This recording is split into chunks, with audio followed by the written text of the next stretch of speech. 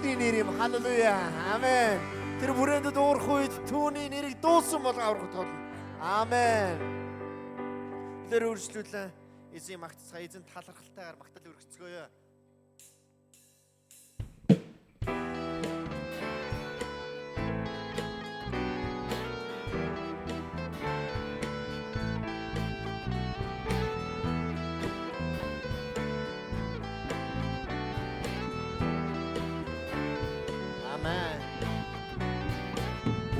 Эзнийг магтацгаая, авралынхаа дэг дуулцгаая. Бүгд хамтдаа эзнийг магтацгаая, авралынхаа дэг дуулцгаая. Бүгд хамтдаа эзнийг магтацгаая, авралынхаа дэг дуулцгаая. Бүгд хамтдаа эзнийг магтацгаая, авралынхаа дэг дуулцгаая. Талархлаараагүй их эзэд магтаалын шүлгээ бариад бүгд баярлан хашгирцгаая. Талархлаараагүй их эзэд магтаалын шүлгээ бариад бүгд баярлан хашгирцгаая. Бүгдээс дуулцгаая. Бүгд хамтдаа эзнийг магтацгаая, авралынхаа дэг дуулцгаая. Бүгд хамтдаа эзнийг магтацгаая, авралынхаа дэг дуулцгаая. Амен. Авралынхаа дэг дуулцгаая.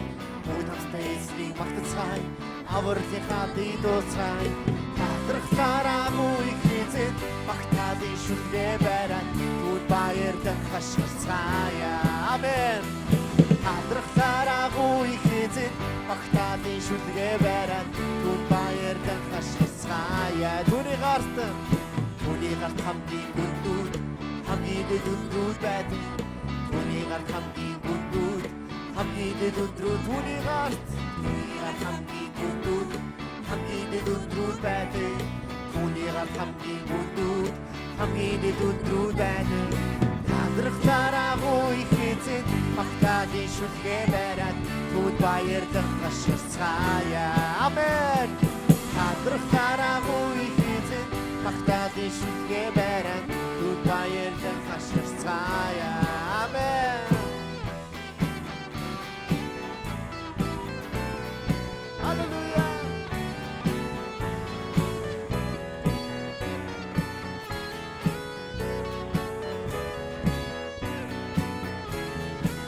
Далайх тэр бүтээж их газрыг тэр уурсан.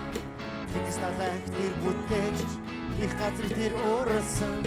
Тэгс далайх тэр бүтээж их газрыг тэр уурсан. Тэгс далайх тэр бүтээж их газрыг тэр уурсан. Талархлаараагүй их эзэд магтаалын шүлгээ бариад бүгд баярлан хашгирцгаая. Талархлаараагүй их эзэд магтаалын шүлгээ бариад бүгд баярлан хашгирцгаая. Бүгд дахин тэгс далайх тэр бүтээж их газрыг тэр уурсан. Тэгс далайх тэр бүтээж их газрыг тэр уурсан. Тэгс далайх тэр бүтээж их газрыг тэр уурсан. Тэгс далайх тэр бүтээж их газрыг тэр уурсан. Талархлаараагүй их эзэд магтаалын шүлгээ бариад бүгд баярлан хашгирцгаая. Талархлаараагүй их эзэд магтаалын шүлгээ бариад бүгд баярлан хашгирцгаая. Бүтээгч хийсний өмнө ирж бүгдээрээс өгдөг бүргийг. Бүтээгч хийсний өмнө ирж бүгдээрээс өгдөг. Бүтээгч хийсний өмнө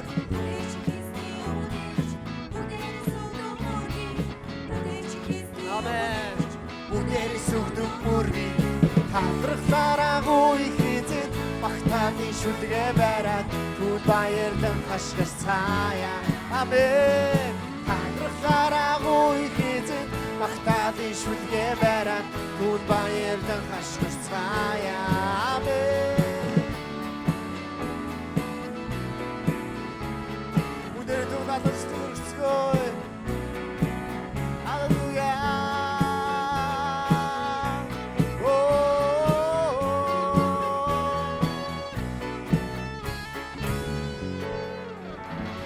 Амен. Халелуя. Амен. Бүгдээ энэ дууны дахил хэсгийг хамтдаа дуулцгаая. Эзэнд яг талархсан зүрх сэтгэлээр хамтдаа чангаар магтцгаая. Талархлаараагүй их эзэнд магтаалын шүлгээ бариад түнд баярлан хашгирцгаая. Бүдэр чангаар талархлаар агуу их эзэнд магтаалын шүлгээ байраад түн баярлан хашгирцгаая. Магтаал бол аялгуутай шүлэг байгаа. Талархлаар агуу их эзэнд магтаалын шүлгээ байраад түн баярлан хашгирцгаая. Тэм Иесус талархлаар агуу их эзэнд магтаалын шүлгээ байраад түн баярлан хашгирцгаая. Иесус би таны өмнө байна. Эзэн би танд талархаж байна. Та бидний магтаал тун сэтий залраач. Эзэн минь үнэхээр бидний зүрх сэтгэл, бидний амьдралд энэ чуулганы дээр эзэн та сэтий залраач.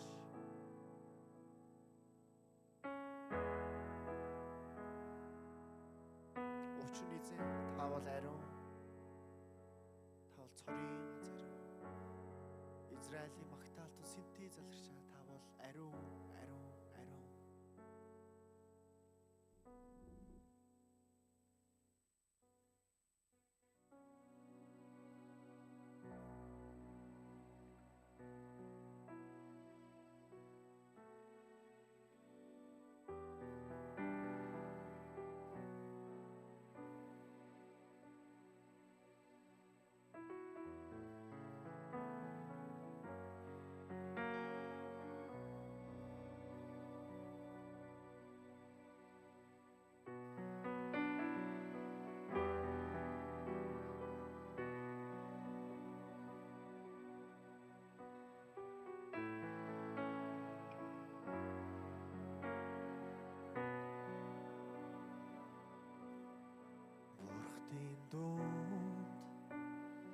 Таншихийн чүгүй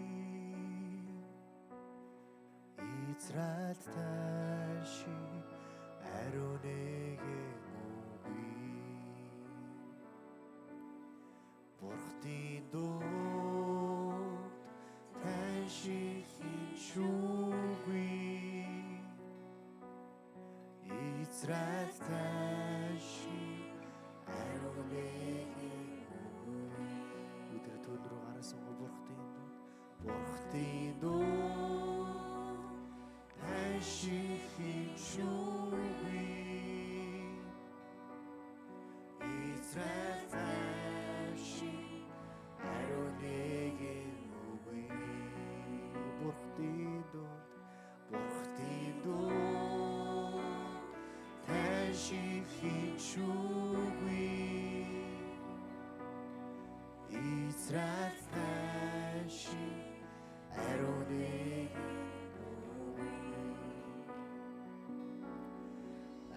ариунаар өргөмжлөсөн алдар суугаар гэрэлсэн алдар суугаар гэрэлсэн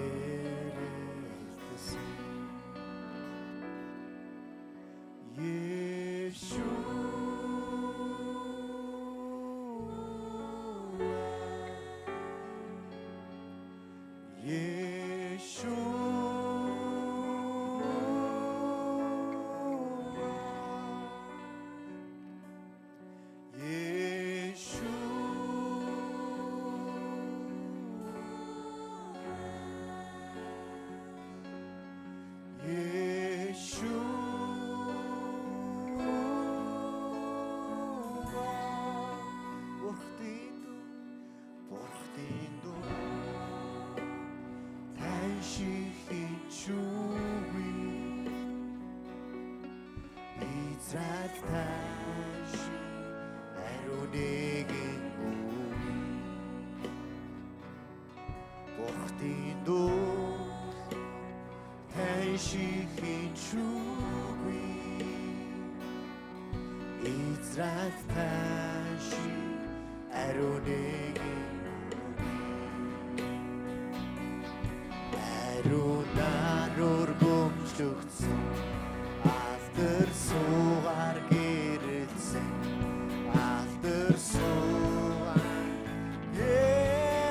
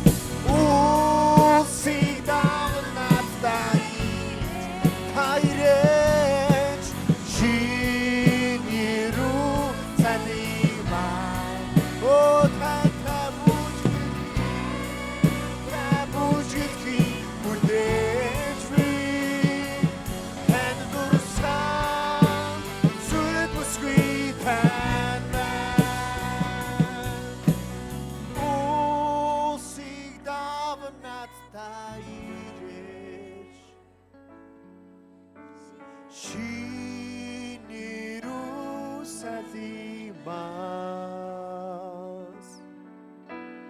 тантай бүжгэлхий хүлээж би танд дурсан сүт бүсгүй бүгд хамтдаа эсний юм хамтдаа нэг удаа залбирая. Их эзэн минь ээ, би тантай бүжиглэхийг хүсэж байна. Би таны ариун сүт бүсгүйт нь болмоор байна. Намайг ариусгаач. Нүглийг минь уучлаач. Яг удаа загламын цараа намайг хучиж өгөөч. Миний дээр дүүрэн оршооч. Дотор минь дүүрэн оршооч. Ариун сүнс ирээч. Намайг удирдаач. Бүгд хамтдаа залбирцгаая. Эзний юм намаа нэгэ залбирая. Халелуя. О срамай сарала мама.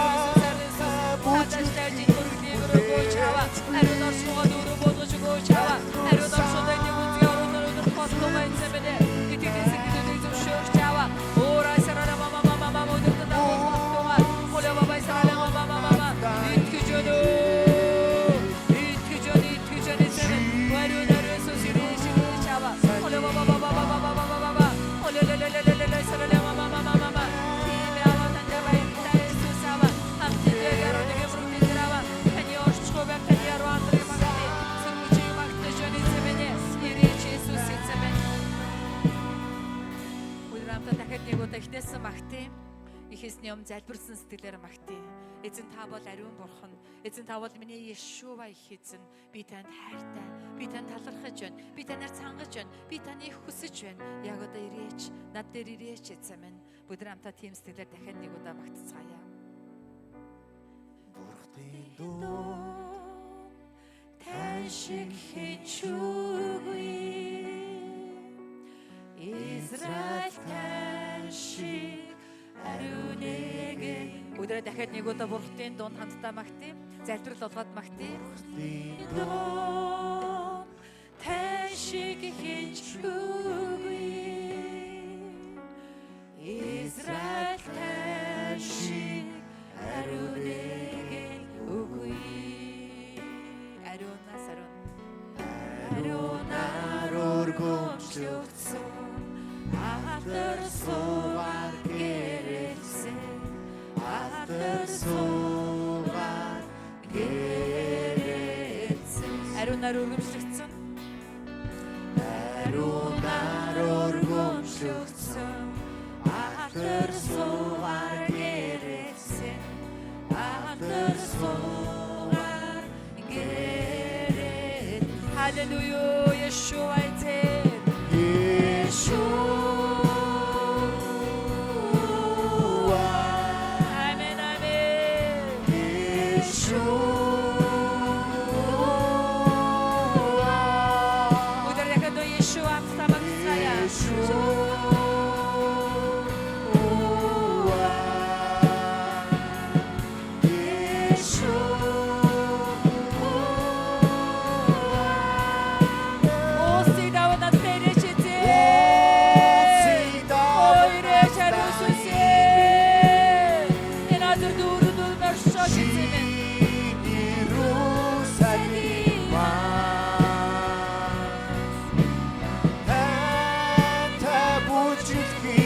хүлээж буй танд дурсан сүт бүсгүй тань байна. Улсын давуу надтай шизээ. Улсын давуу надтай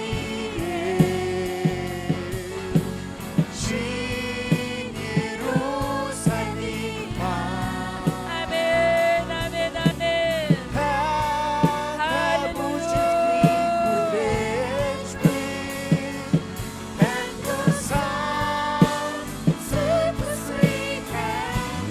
Улсын давуу надтай амен,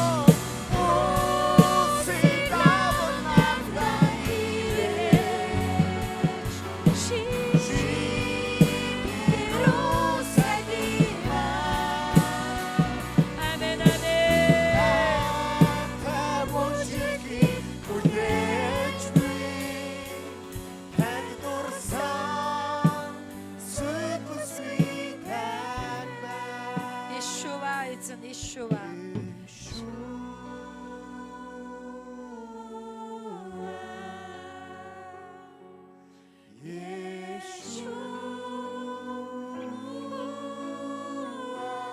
Yeshua эзэн. Дахиад нэг удаа.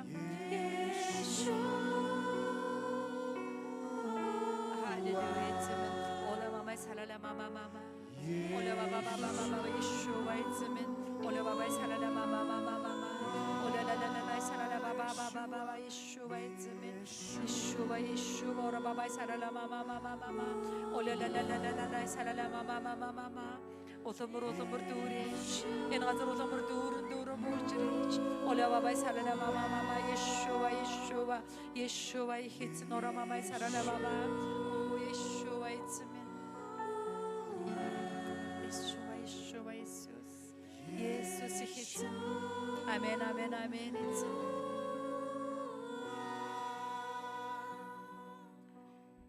ихэц минь Иесус Христ Yeshua ихэц минь Оо энэ газар та дүүрэн сууж, дүүрэн оршиж байгаад итгэж байна. Энэ газар энэ мөргөлийг таалан сойрхож байгаад итгэж байна. Бидний зүрх сэтгэл дүүрэн байгаад итгэж, бидний мөргөл донд энэ заалан донд та дүүрэн байгаад итгэж байна. Та биднийг ажиллаач. Биднийг өрөөгөөч. Оо эзэн минь, эзэн таны ялалтын амьдралаар биднийг амьдруулах болтугай. Тандаа бүх алдрыг өргөж хамтын туй цуглааны 11 цагийн мөргөлийг тандаа даатгаж Есүсийн нэрээр залбирлаа. Эзэнд алдрыг өргөё. Амен. Халелуя. Амен эзэн минь. За бүгд хамтдаа итгэлийн тунхагийг хамтдаа тунхаглая. 3 Би газар тэнгэрийг бүтээгч төгс хүчит бурхан эцэгт итгэдэг. Ариун сүнсээр олдож онгон Мариас мэндэлсэн. Понти Пилатын дор зовж явсан. Цовдлогдсон нас барж оршуулгадаад үхэгсдийн орон руу яваад 3 дахь өдрөө үхлээс дахин амилсан. Тэгээд мөнхийн ус руу одож төгсчд бурхан эцгийнхээ баруун гарт заларсан. Тэндээс өгсөн амьд бүх хүнийг шүүхээр ирэх түүний цорын ганцхүү бидний их эзэн Есүс Христэд би итгэдэг. Би ариун сүнсэнд итгэдэг. Ариун нэгдмэл чуулган, ариун хүмүүсийн нөхөрлөл, гэмийн уучлал, биеийн дахин амьдлалт болон мөнхийн амьдралд итгэдэг. Амен. Амен. Амен. Амен. Амен. За, бүгдээрээ сууцгаана уу?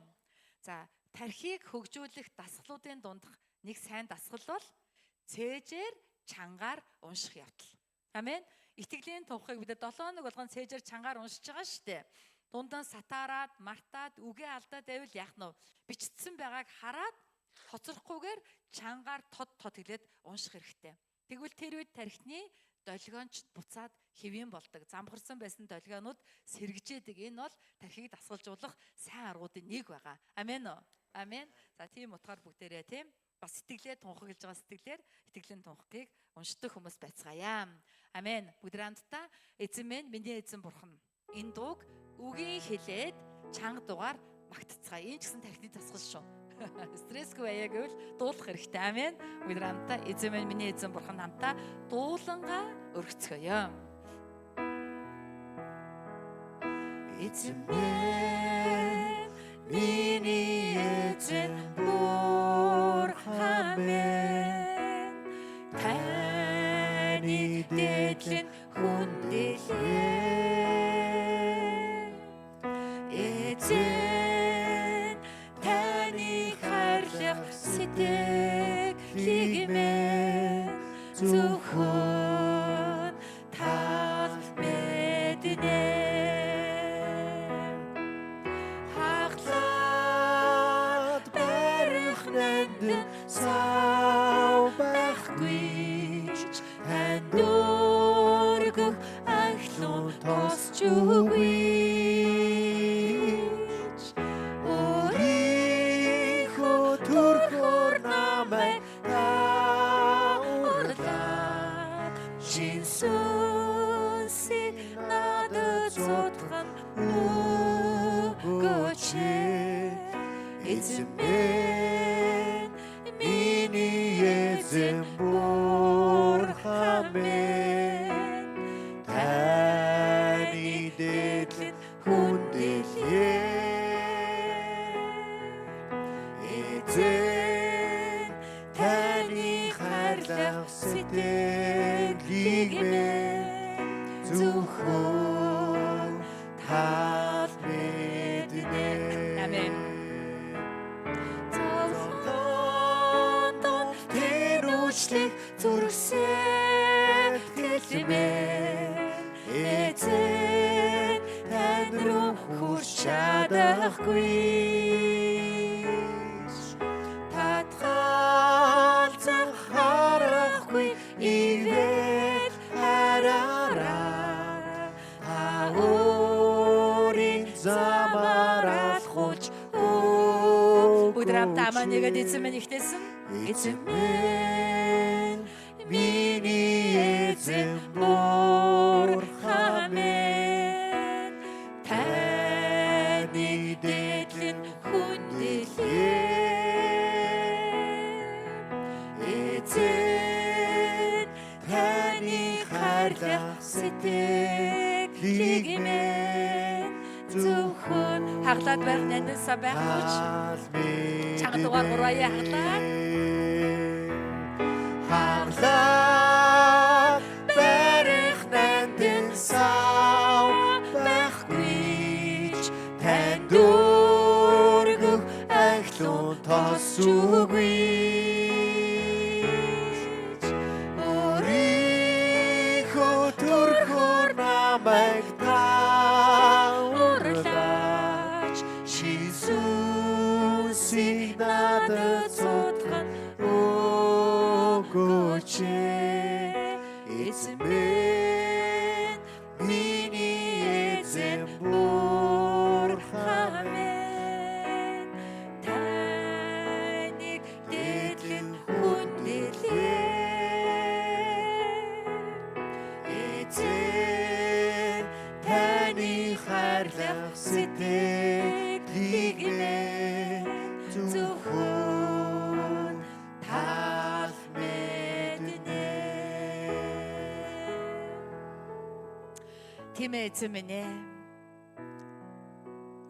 бүх зүрх сэтгэл бүх оюухан бүх хүч чадлаараа эзэн мурхан таньяга хайрласан хэмээн бид чин зүрхнээсээ хүсэж байна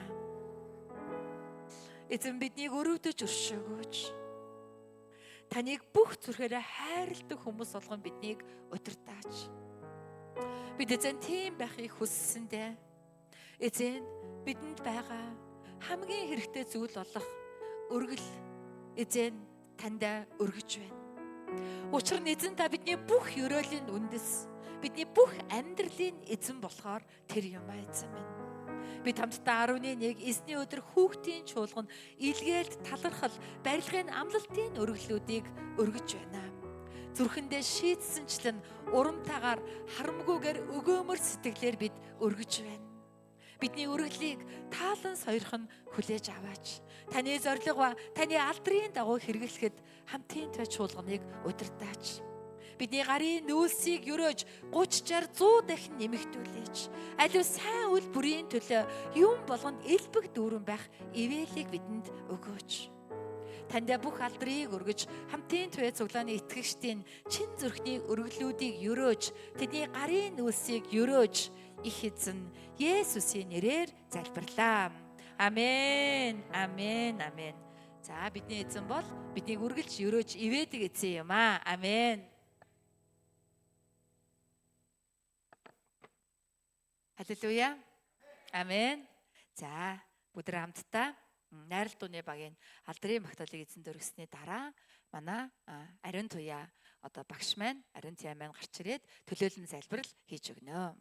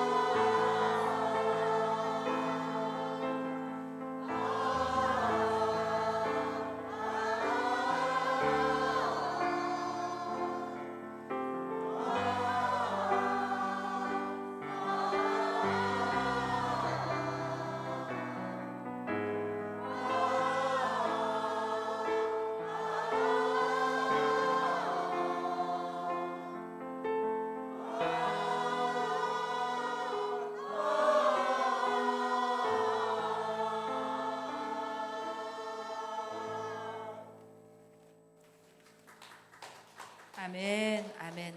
Бүгд хамтдаа найр дүрнээ багтаа баяр хүргэе. Амен. Амен. Амен. За хамтдаа бүгдээрээ залбирцгаая. Бурхтын дундаас цорын ганц амьд бурхан болсон бидний амьд итгэл найдар болсон бурхан аав таньда нэгэн сэтгэл нэгэн зүрх сэтгэлээр энэ цаг мөчид бид нар таны өмнө ирж байна. Эзэн минь ээ, та бидний гуйлтанд хариулж дуугийн минь сонсож ивэл нэгүсэлд өршөөл нэгүслээ бэлхэм дүүргэн гэдэгт итгэж байна. Юу нэмэн эзэн минь та өөрийнхөө үгэнд хэлэхдээ та нар хорон мууг хүндэтгэж гэмээ нандинах бол би та нарын үгийг сонсохгүй гэж хэлсэнчлэн эзэн минь энэ цаг мөчид 1-7 өдрийн хугацаанд хийсэн зүрх сэтгэл оюун бодол бие махбодороо үйлдсэн гин нүмглээ таны өмнө улааж байна.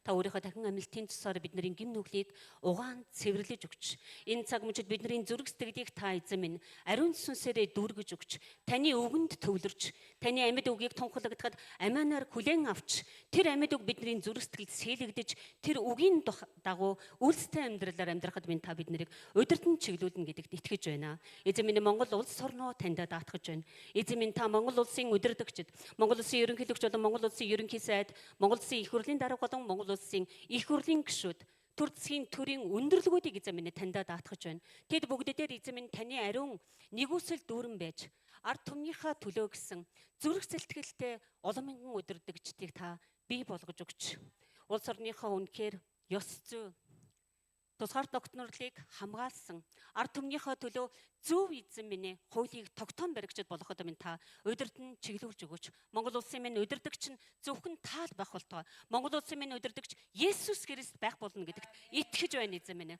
Эзэн минь энэ цаг мөчид бидний таны амьд үгийг сонсоход минь цаа дотгор болж байгаа бузар мөгийн сүнсийг Назарын Есүс Христийн нэрээр зайлагтун гэж эзэн минь тунхаглаж байна. Эзэн минь энэ цаг мөчид үнэхээр зүрх сэтгэлээ зөвхөн тань дээр төвлөрүүлж таны амьд үгийг эзэн минь сонсож зүрхэндээ сэлж чадгаад минь та тусалж өгөөч эзэн минь. Энэ цаг мөчид бие махбодын болон оюун санааны өвчтөе хүмүүсүүдэд таньда өргөж байна. Эзэн минь тэдний дээр таны амьд мутар байж эзэн минь үнэхээр та тэднийг эдгэж өгөөч.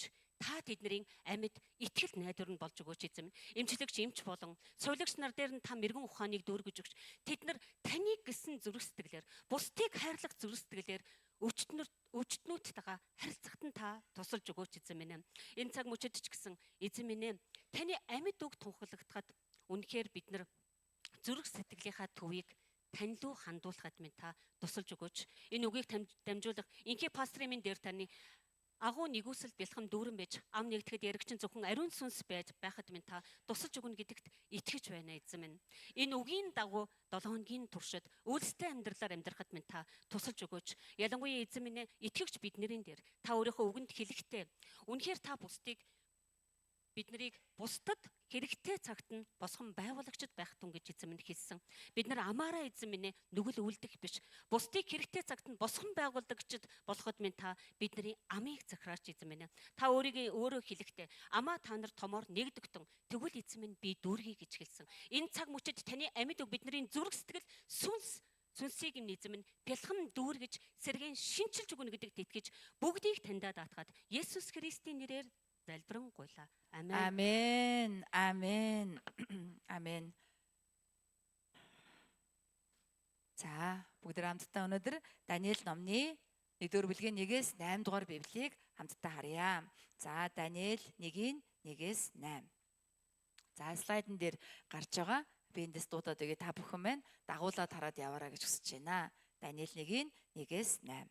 Юдагийн хаан Йохоякимийн хаанчлалын 3 дугаар онд Бабилоны хаан Небухаднасар Иерусалим дэрж хотыг бүслэн авав. Юдагийн хаан Йохоякимыг мөн Бурхны өргөөний зарим савыг Небухаднесарын гарт эзэн өгөв. Тэр үүнийг Шинарын нутагт өөрийн Бурхны гэрт авчран Бурхныхаа сан хөмрөгт тавьжээ. Тэгээд хааны удмын хийгээд язгууртнуудаас оролцуулсан Израилийн хөвгүүдээс авчрахыг тайгнуудынхаа ахлагч Ашпеназад хаан тушаав. Залуус бие махбодын согоггүй үзэсгэлэн төгс мэрэгүү ухааны бүх салбарт гаргууд хийгээд ойлгоц ялгаж салгах чадвар заяас нь хааны ордонд үйлчлэх чадвартай байх ёстой байлаа. Тэдэнд халдайчуудын хил уран зохиол заах ёстой байваа. Хаан тэдэнд амттан шимттэнгээсээ болон уудаг дарснаас өдөр бүр хувь хүртээн 3 жил сургахаар тогтоосон ажээ. Хугацаа дуусахад тэд хааны хувийн үйлчлэлд орох байлаа. Тэдний дунд Юдагийн хөвгүүдээс Даниэл, Ханания, Мишаил, Азария нар байваа. Тайгнуудын ахлагч тэдэнд шин нэр өгөв. Тэрээр Даниэлийг Белтешазар, Хананияг Шадрах, Мишаялыг Мишах, Азарияг Абеднего гэж нэрлэв. Харин хааны идэ тэргүүт нь түүний уудаг дарснаас хувь хүртэн бие бохирлохгүй гэж Даниэл сэтгэлдээ бат шийджээ. Тиймээс тэрээр өөрийгөө бохирлохгүй байх талаар тайгнуудын ахлагчаас гуйв. Амен. Өнөөдөр хамтдаа үнэнч зан гэсэн сэдвээр эзний үгийг харцгаая. Юуны түрүүн бүгд хамтдаа хажуу талын хүндээ хандаад эзний нэрээр хамтдаа байгаадаа баяртай байна гэж хэлээрэй. Амен.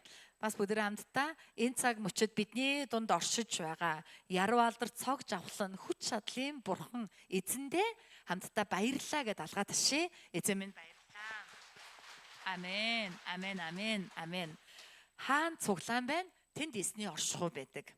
Чуулган ариун сүнсээр төрдөг. Хамтын тэ чуулганы мөргөл донд ариун сүнсний оршихуй дүүрэн байгаамаа. Хэдийгээр бид нар одоо мэдрэхгүй байгаа ч гэсэн тийм ээ харахгүй зарим хүн мэдэрч байгаа.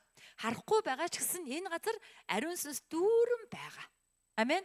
Бурхны оршихуй дүүрэн байгаа. Тийм учраас бид нар яах нь вэ? Бурхан дээр төвлөрнө. Өөр юм хийж болохгүй.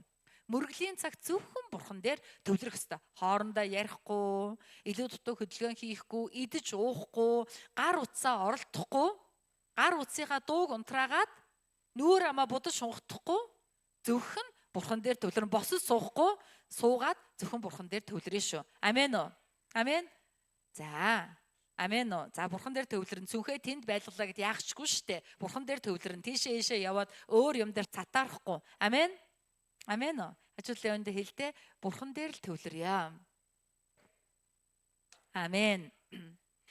Өнгөрсөн 7 хоногт 3 хүн эс гэдэг сургалт болсон. 3 хүн эсгээ хэлдэ. 3 хүн эс.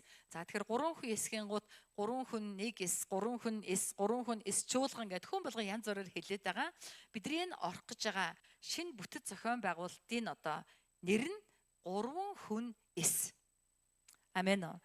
За энэ 3 хүн эс гэдэг энэ одоо бүтэц зохион байгуулалт бол Матай номны 18 дугаар бүлгийн 18-аас 20 дугаар Библиэлд үндэслэлсэн байгаа. Бүгд хамтдаа слайднаас уншъя та. Матай номны 18-ийн 18-аас 20. Бүгд хамтдаа чангаар уншъя 3 баяа. Үннээр би та нарт хэлье. Та нар газар дээр юуг холбоно, тэр нь тэнгэрт холбогдох бөгөөд газар дээр юуг тайлна, тэр нь тэнгэрт мөн тайлагдах болно. Би та нарт дахин хэлье. Та нараас хоёр чинь ямар нэгэн зүйлийг гуйх талаар газар дээр санаа нийлбэл тэнгэр дэх эцэг минь үүнийг чинь тэдэнд үйлдэх болно. Учир нь хоёр юм уу гуруулаа миний нэрээр хаанд цуглан тэнд би тэдний дунд байна гэж айлдав. Амен. 3 хүн эс нь энэ үгийг туршиж үзье гэдэг уриатаа. Туршиж үзье гэдэг санаатай байгаа. Бурхныг туршиж болох уу? Болохгүй. Гэхдээ сайн зүйл дээр бол болно. Бид нэр өсөж үржихийн төлөө, Бурхан хамт байгааг мэдхийн төлөө итгэлээрээ өдөөгдөж сэдээгдэн туршилт хийж болно гэсэн үг. Өөрөөр хэлэх юм бол энэ дээр 2 юм уу 3 хүн хаанд байна? Миний нэрээр Есүсийн нэрээр байвал би хамт байна гэж альцсан. Өнөөдөр бид 3-ын дунд та байна уугүй юу? Мэдүүлээч. Та байгаа бол бид 3-ын залбиралд хариулна гайхамшиг үйлдээч гэж бид нар мэдж болно гэсэн үг. Хоёулаа гуруулаа нийлээ санаа нийлээд гуйвал юу ч байсан хийнэ гэж амласан штэ. Та үнэхээр амлсандаа байгаа юу? Биднэрт мэдүүлээч гэж одоо туршиж үзэж болно гэсэн үг. Ингэж туршиж байгаа итгэгчдийн одоо бүтцийг 3 хүн эс гэж байгаамаа. Амен. За энэ одоо Солонгосын одоо Анян гэдэг газар байдаг. Бүр багийн төв дээр байдаг. Ёнгнаг цуглааны пастор, Жандаyan пастор ирсэн байгаа. За энэ хүн маань ирээд 3 хүн эсийн талаар яриад биднэрт үндсэн сургалтыг хийгээд явсан. Одоогийн байдлаар 8 сарын 20 дээр ирнэ. Тэгээ бид нар вакуум хэлбэрээр хотоос гараад эсийн бүлгийн чиглүүлэгч болох 3 хүн эсийг авч явах дуудлагатай энийг би хийнэ зүрх нь хөдөлж байгаа хүмүүсийг аваад удирдгчийн сургууль 12 удаагийн хичээл байгаа. Залбирлын 4, үгийн 4, загалмайн замын 4. Маш хүчирхэг энэ хичээлүүдийг бид нэр хамтдаа сурж дуусгаад тэгээ 9 сараас бүгдээр хамтдаа яг нэг игнэн зогсоод 3-3-3-аараа болсныхаа дараа 1-2-3 и гэд гараанд гарна гэсэн үг. Туу цаачлаад гараанд гараад 1 жил 3 хүн эсээр бид нар явнаа. Амен. Бурхан бидэнд ямар их гэрчлэл, ямар их гайхамшгууд өгөхийг Тэсийн адан хүлээж байна. Ямар том өсөлт үржилт өгөхийг Тэсийн адан хүлээж байна. Амен уу? Амен. Амен. Миний зүрх сэтгэлд энэ гал аль хэдийн ассан. Та нарын зүрхэнд адилхан асаасаа гэж Есүсийн нэрээр өрөөж байна. Амен. Яагаад гэвэл Монгол оронд Бурханаас сайн мэдээнээс найдвар байхгүй маа. Энэ найдварыг өгөх ганцхан байгууллага бол чуулган юм аа. Чуулган энэ найдвараа ертөнцид өгөхгүй бол Монголд өөр найдвар байхгүй. Энэ найдварыг өгөхөд хамгийн амархан арга бол 3 хүн эс. 3 хүн цуглахад амархан. Болно, кафед ч болно, цуглаан дээр ч гэсэн цугласан ч гэсэн авсаархан. Энэ зааланд гэхэд 20 ширхэг 3 хүн эс цуглаж олно гэж байгаа. Энд тэнд суугаад олуулаа байхаар бус хүмүүсийн дуу чимээ бидний дууг тэгээд даваад ярьж чадахгүй гэхээр гэдгүү гэвэл үгүй гинэ. Олуулаа байх тусам илүү гуруулаа ингээ бөөгнөрөөд бие биендээ дуугаа сонсох гээд бүр илүү төвлөрдөг. Илүү сайн байдаг. Тийм учраас энэ зааланд мөрөглийн дараа 23 хүн цугларсан ч болно гэж тэр пастор хэлсэн байгаа. Тийм ээ? Гуруулах нь учраас амархан. Тэгээд 4 дахь хүн орж ирэхэд л хуваагдана. 2-2-оор болоод хуваагдаад дахиад 3 дахь хүнийг авчираад 3 хүн эсуулаад 4 дахь хүн орж ирэхэд хуваагдана. Хамгийн дээдл нь 6 хүртэл явна. 6 болсон бол заавал хуваагдах ёстой. Хурдан үржих боломжтой. Тэгээ зогсохгүй амлалтын үгэн дээр тулгуурласан учраас Бурхны гайхамшиг болох боломжтой ийм бүтэц зохион байгуулалт бол 3 хүн эс юм аа. Амен уу. За, Жандиан пастор маань Монголд ирээд явдаг өдрөө явахынхаа урд өдөр Тэрэлж рүү мөнгөн удаа пастрын кемп дээр очиж нэг хонсон. Тэгээ пастор тэр хоёр, хундгаа пастор тэр хоёр орой унтахаас өмнө 3 хүн эс хийсэн байгаа. 3 хүн эс гэдэг нь 2 байж болно, 3 байж болно, 4 байж болно гэсэн үг шүү дээ. Хоёулаа нийлээд 3 хүн эс хийсэн. Хоёулаа хуваалцаад тэгээд дараа нь залбирлын сэдв хуваалцсан. Жандиан пастрын сэдв болохоор охин нь ажилд орох байсан. Түүний дунд охин магистр төгсөөд ажилгүй удсан байгаа. Тэгээд өнгөрсөн 3 дахь өдрийн 2 цагаас ажлын ярилцлаганд орох хэрэгтэй байсан байгаа. Тэр үе Жандиан пастор манай дээр сургалт зааж исэн. Тэгээ ярилцлагын хариу гараагүй, хариу сайн гарахын төлөө гэдэг сэдвийг Жандиан пастор гаргасан байгаа. Мэдээж мөнгөн доо пастор бас сэдв өгсөн. Тэгээ хоёулаа орой залбираад өглөө босоод дахиад 3 хүн эс хийгээд дахиад нөгөө нэг сэдвүүдээрээ хоёулаа залбирсан. Тэр бол 5 дахь өдөр байсан. Тэгтэл 5 дахь өдөр нөгөө компаниас охинлон залгаад чи ажилд орсон. Манад тэнцсэн гэж хариу хэлсэн. Амен. Тэгээ 3 хүнээс хариултаа авсан. Тэгээ очоод мэдсэн чинь маш том гайхамшиг болсон байсан. Ямар гайхамшиг вэ гэсэн чинь тэр компани угаасаа нэг л хүн авна. Тэр хүн нь өөр хүн байсан. Жандиан пастрын охин биш. Өөр хүн тэнцээд ажилд орсон. Гэтэл яагаад ч юм мэдээж Жандиан пастор 3 хүнээсээр залбираад Бурхны гайхамшиг болсон цаана нь тийм ээ. Тэр компани яагаад ч юм дахиад нэг хүн авахар шийдсэн байна. Тэгээ дахиад нэг хүн авахар шийдээд тэр пастрын охиныг сонгосон байна. Тэгээд энэ ажил сонгосон бол доорож 7 хоногийн дараа ярьдаг байхад тэр сонгосон өдрөө шууд тэр охин руу яриад нэгд өдрөөс манад ирж ажилд орооч гэж хэлсэн.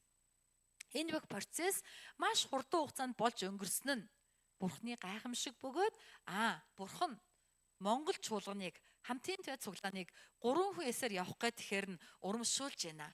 Тэгээд миний залбиралд хариулт өгөөд та нарт гэрчлүүлээрэ гэж энэ хариултыг өгсөн юм а гэд над руу өчигдөр утсаар яриад хэлсэн байгаа. Номлол дээр энэ гэрчлэлийг заавал оруулаарай. Бурхан та нарыг маш дэмжиж байгаа шүү. Балиашгэлж байна. Энэ бол гайхамшиг байсан юм а. Ингиж хурдан бүтэн гэж байхгүй. Олон жил ажил олдохгүй, тохирсон ажил олдохгүй байсан чинь энэ залбирлаар Бурхан ажиллаад гайхалтай ажлын байртаа болчихлоо гэж гэрчилсэн байгаа. Амен уу? Амен. Тэгэхээр таны зүрх сэтгэл 3 хүн эстээр асаасаа сүнсээр тийм ээ шатаасаа өдөөгдөөсэй гэж Есүсийн нэрээр юрэж байна. Амен. Бид нар хуучин эсийн бүлгээр явхад мэдээ сонирхолтой байсан. Тэгтээ жоохон хэцүү байсан нь хамгийн багадаа 4-5, тэгээд 5-10 хүнтэй, эсвэл нэг цөөхөн эдэн хүнтэй. Цөөхөн эдэн хүнтэй нь манайх цөөхөнгээ голоод байдаг. 4-5 хүнтэй эсэн бас алдаг оног цугладаг. 10 эдэн хүнтэй эсэн цугладаг хэдхэн хүн байна. Ихэнх нь цуглахгүй байгаа хүн орхигдсон. Эсийн бүлэг удирдагч үргэлж ялагдлын мэдрэмж, үргэлж ялын буруутгалтай явдаг байсан. Харин 3 хүн эс бол тийм юм байхгүй. Гуруулахнаа юм чинь маш амархан. Мөргөлийн дараа цуглана, машин дотроо цуглаж болно, кафед уулзаж болно, сүмдэр болон бүр болохгүй онлайнаар холбогдож болно. Тэгээд гуруулаа учраас гуруулаа хангалттай ярьж чадна. Судалгаанаас үзэх юм бол хүмүүс хайрлагдж байгаа мэдрэмжийг хизээ мэдэрдэг вэ гэхээр хүмүүс үгийг нь сонсоод хүлээн зөвшөөрч байгаа үед тэр хүн хайрлагдж байгаа гэдгээ мэдэрдэг. Гэтэл олон хүнтэй юм ба 5-6 хүнтэй эс яадаг. Бүгдээрээ ярьсаар байтал 2-3 цаг болдог. Тэгээд агч эс тэрхээ байцдаг. Дуустдгүй юм байлаа. Мөд салтгүй юм байлаа гэн. Харин 3 хүн болвол гуруулаа ярьсан ч хугацаа хангалттай богино хугацаа орно. Тэгээд эсний өдрийн номлолоос эсийн бүлэг хийх арга нь маш амархан. Хуучин шиг хэцүү биш. Эсний өдрийн номлолоос өөрт нь хүрсэн үгээ рема үгээ хуваалцсан. Энэ номлолоос надад энэ үг сурлаа. Энэ үг хүрлээ. Энэ номлолоос энэ үг ирлээ. Яагаад гэвэл ийм гэдгээ хуваалцсан. Тэгээд дараа нь залбирлын сэдвээ хуваалцсан. Мөн сайн мэдээ тараах гэж байгаа хүний нэрээ хуваалцсан. Тэгээд үүний төлөө гуруулаа Матай номны 18-ын 20-оос одоо 18-аас 20-ыг бариад залбирна. Тэгээд бурхан гайхамшиг үлддэг. Энийг бол 3 хүнс гэж байгаа. Амен уу. Энэ 3 хүнс нь Библиэд даяар байгаа. Өнөөдрийн Даниэл ном дээр хүртэл 3 хүнсийн бүтцийн зохион байгуулалт явж байгаа. Даниэл ба түүний 3 найз. Тийм ээ. Есүсийн 12 дагалдагч нар судлаад үзэх юм бол 3-3-аараа холбоотой байсан. Тийм ээ. Мосе, Аарон, Хур бас гуруулаа. Тэр Библиэлд харах юм бол ер нь 3-ын тоон доторх тийм ээ ийм нэгдлүүд Есүсийн хамгийн ойрын 3 шав тийм ээ Петр, Яаков, Йохан гуруулаа гэдг нь харагдаж байгаа. Энэ дээр Даниэл 3 найз гэвэл 3 хүн эсвэл үнэндээ 3 биш 4 хүн юм а. 4-т хүн хэн бэ? Есүс юм тийм ээ. Хамт байна гэж өөрийнхөө амаар амласан Есүс 3 хүний дунд байгаа. Тийм учраас Даниэл бол Есүс 3 найз нь 3 хүн эс юм а гэж ойлгож болно гэсэн үг. Амен. Бидний өчигдрийн үзэн өнгөрсөн 7 өдрийн үтсийн хичээл зарим хүн сонсоогүй байсан учраас би жоохон дэлгэрэнгүй ярьж байгаа. Энэ хичээлийн хамгийн гол агуулга нь гэрээ байсан. 3 хүн эс гэдэг бол гэрээний зохион байгуулалт юм аа. Бид бурхантай гэрээ байгуулсан. Бидний байгуулсан гэрээ бол загалмаагаар байгуулагдсан шинэ гэрээ. Энэ бол Эхлэл номны 3 дугаар бүлгийн сайн мөгийн модоор байгуулагдсан тэр гэрээний шинэ гэрээний хувилбар юм. Энэ гэрээний дагуу Есүс загалмаа дээр өөхөж бас амьлна. Энэ бол Есүсийн ажил. Есүс түүнийг хийчихсэн. Харин бидний үүрэг бол түүнд нь итгэж өгөх. Бид итгэлээ хэр хийж байгаа вэ гэдгийг шалгах ганцхан шалгуур байгаа. Энэ шалгуурыг солонгосоор ири гэж байгаа. Дагаад хэлье да. Ири гэдэг нөгөө 61-ийн иритэй хүн байна. Иригээ сахина. Ири гэдэг үгийг монголоор бид нар юу гэж орчуулсан гэвэл үнэнч зан. Дагаад хэлээ 3 үнэнч зан. Амен. Өнөөдөр номлын сэдв бол үнэнч зан байхгүй. Таныг жинхэнэ итгэлийн хүн үү гэдгийг юугаар мэдэх вэ? Таны зүрхний гүнд бурхныхаа тийм ээ загалмайд итгэсэн итгэлдээ туйлын байдлаар үнэнч байгаа юугүй юу гэдгээс хамаарна. Та үнэхээр туйлын байдлаар бурхандаа үнэнч бол таны итгэл жинхэнэ та гэрээнийхээ дагуу байна. Ийм эрэтэй 3 хүн цуглуул тэнд бурхны гайхамшиг болдог гэсэн үг. Бурхны гайхамшиг залбирлын хариултууд даруй хурдан ирнэ. Тэгээ хамтын төв цуглаан яах вэ? Гэрчлэл дүүрэн чуулган болно гэсэн үг юм аа. Амен уу? Амен. Бид нар итгэлийн амьдрал итгэлээр ундаг, шаналдаг, зовдөг үе байдаг. Гэсэн хэдийч бид үнэнч зангаа алдаж болохгүй. Өнөөдрийн Даниэл номон дээр болвол тийм ээ Израилийн одоо түүхэн маш хүнд цаг үеийн тухай гарч байгаа. Ямар цаг үе гэвэл Израиль улс тусгаар тогтнолоо алдаж Бабилоны боолчлолд орсон цаг үе. Израиль улс маань, Юудэ улс маань одоо нурж унахдаа аалгуур буюу 4 уншааттай нурсан байгаа. Он жилүүдийг туулан байж нурсан гэсэн үг. нэг дор шууд Вавилонд эслэгдээгүй, удаан 4 удаагийн дайралтаар Вавилонд эслэгдэн нурж улсан. Тэгэхээр энэ бүх одоо цаг үеийн дунд хүмүүс бүгдээрээ Бурхны өмнө тийм ээ унахгүй байх, сэргэхийн төлөө залбирчээсэн ч үнэн дээр Бурхны хүсэл бол тэднийг Вавилоны боолчлолд оруулах явдал байсан. Өнөөдрийн Библийн 1-р ишлэгийг харах юм бол Йохояким хааны 3 дугаар онд Вавилоны хаан Небухадназар ирж хотыг бүсгэлсэн гэж байгаа. Юудагийн хаан Йехояким дагаад хэлээ 3 аяа Йехояким үсгээр нь битгий уншдгаар дуудлагаар нь нэг илжиг ихо гэдэг штэ тэр шиг Йехояким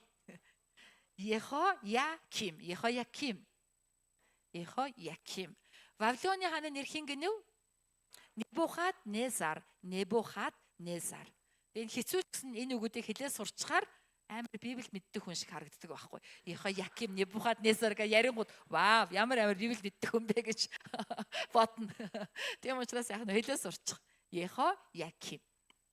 Израилийн түүхийн Юдагийн түүхийн сүүл үед Йехояхин гэж байгаа, Йехояким гэж байгаа. Үүнийг Библиэлд Хин хаан, Ким хаан гэж нэрлэдэг. Хин Йехояхин Хэгэр Йехояхин нь 3 сар хаанчилсан байхгүй. Харин Ким хаан нь 11 жил хаанчилсан байна. Энэ Йехояким хаан нь хорон муу хаан байсан. Бурханд найддаггүй дандаа Египтэд найддаг. Бүр Израильчүүдийн дотор бүр ужиг өвчин шиг байдаг юм нь цаг үргэлж Египтэд найддаг. Бүр нөгөө Мосегийн цаг үед Египтэд 430 жил боочлогдсон боолын тэр одоо язгуур угсаанд тасарч өгөхгүй, тэр гашуун үндсэн тасардаггүй. Египтэд боол байхдаа сайхан байсан шүү. Египт орн мөнч хөгжилтэй шүү. Сайхан орн шүү гэдэг бодол ард түмний дунд дандаа байдаг. Манай монголчуудын дотор нэг Оросд хизээч муудаж чаддаггүй нэг тал байгаад байдаг та тийм ээ. Орос бараа сайн, Оросууд сайн. Орос юмгингууд ягаад ч юм сэтгэлд нэг дулаана. Орос дэлгүүр гэсэн үг санаанд орж ирэл. Орос гингууд нэг л гоё.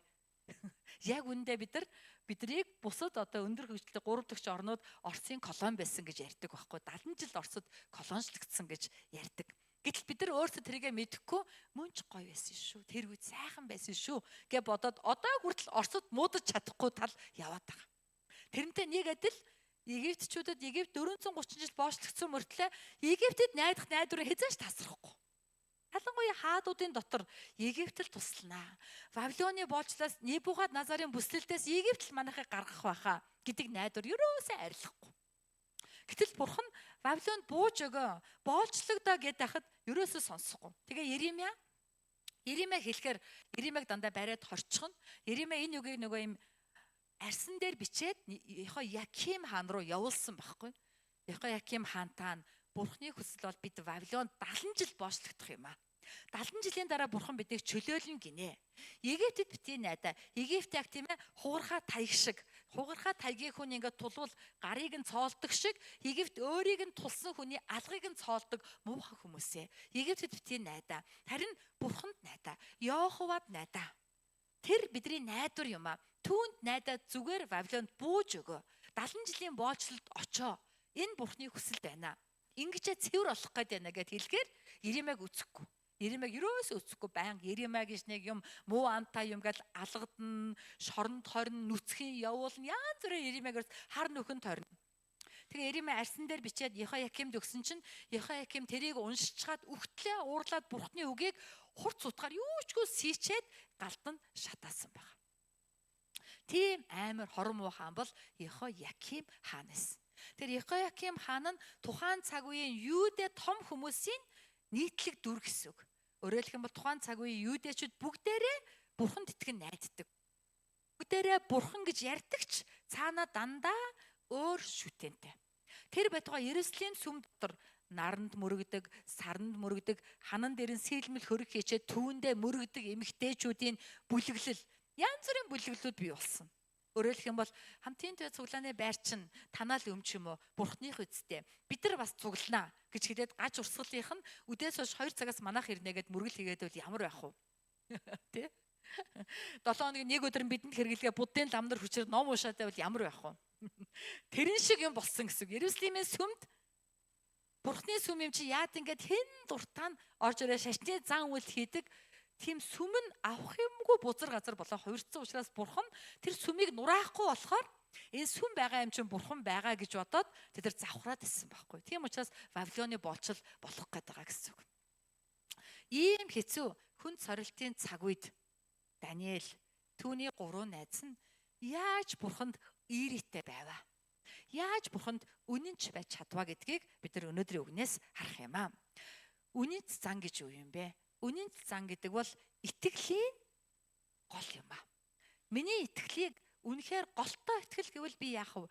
Ямар ч үд яаж игээл Бурханд үнэнч бүр цаанаас нэг үнэнч үнэр ханхлуулдаг байвал жинхэнэ итгэлтэй хүн гэсэн үг.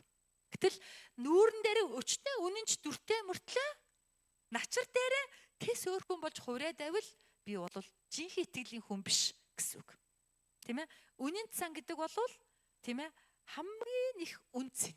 Өгүүлшгүй үнцэн. Үнэлшгүй үнцэн бөгөөд хүний дотоод мөн чанарт оршдог эрдэнэс. Бид нар саяхан зургатаар бас гарч явах шиг байсан нөгөө байтаг богдын тулаанд тийм ээ амиараа дэнчин тавин хамгаалсан Ардынбаатар тэгшээ. Зөв ярьж гинөө. Ямар ч иймэрхүү түүх байдаг тийм ээ. Тэр хүнийг бид нар ингээл гиван, тэгшээ баатруудыг үе үеэрээ яриад тэдний үнэнч эх орон цаг бид нар багтаж байгаа шүү дээ тийм ээ. Яг бол эх орондоо үнэнч байгаад амиа зориулсан байхгүй.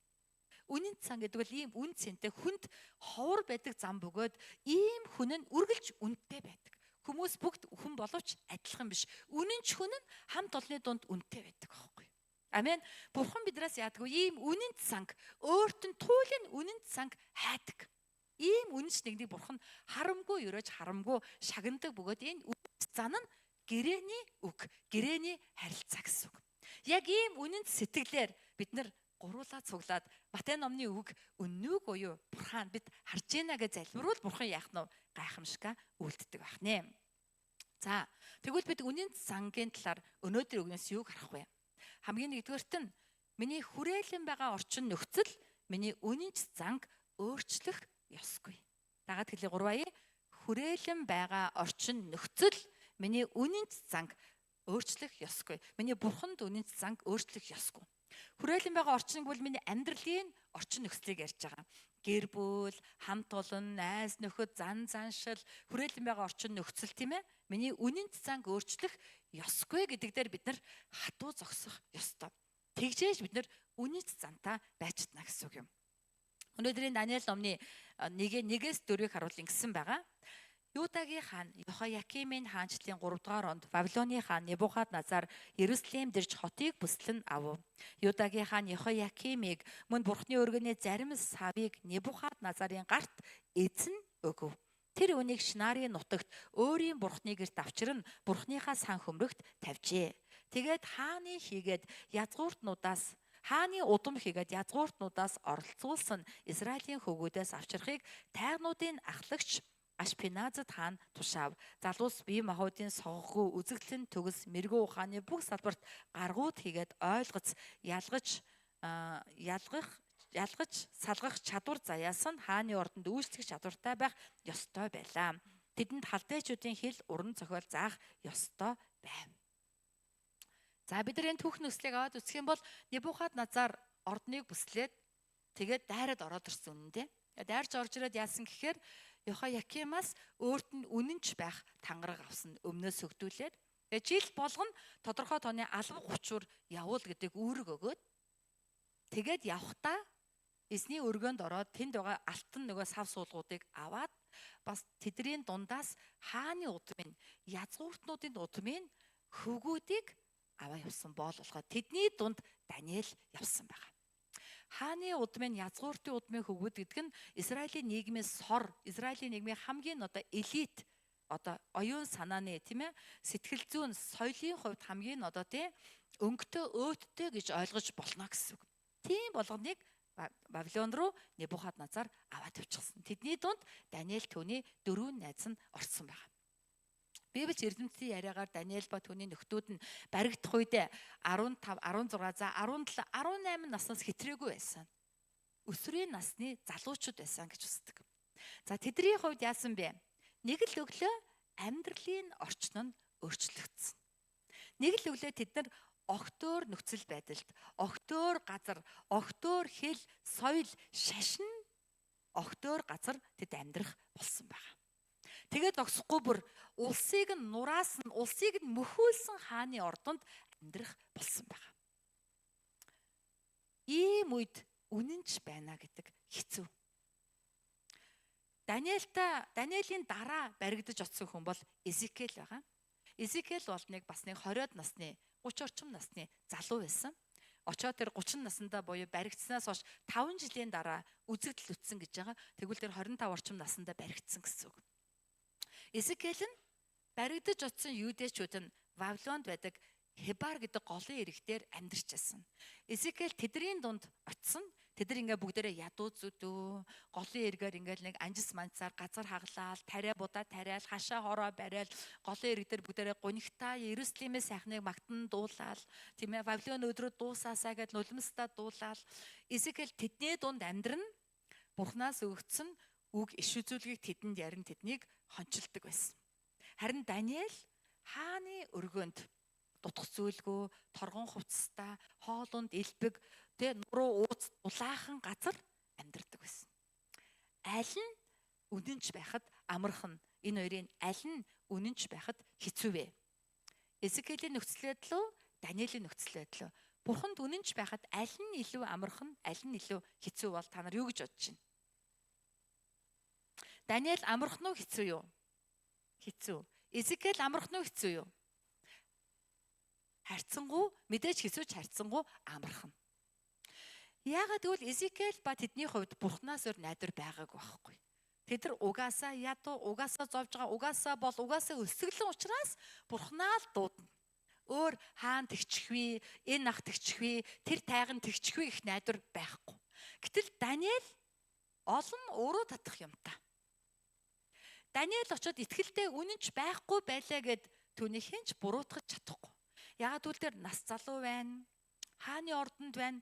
Бүр түүнийг албаар хамаг юм зааж ин халдайчуудын хэл уран зохиолыг зааж. Тийм ээ? Хааны ордонд амьдруулж ин. Түүнийг христчин биш, Бурханд итгэхгүй байлаа гэд хүмүүс юу гэх вэ? Аргагүй дээ хөөрхий. Тэхээс ч биш яах вэ гэж хэлэхээр нөхцөлд тийм орчинд байгаа мөртлөө итгэлээ сахиж байгаа.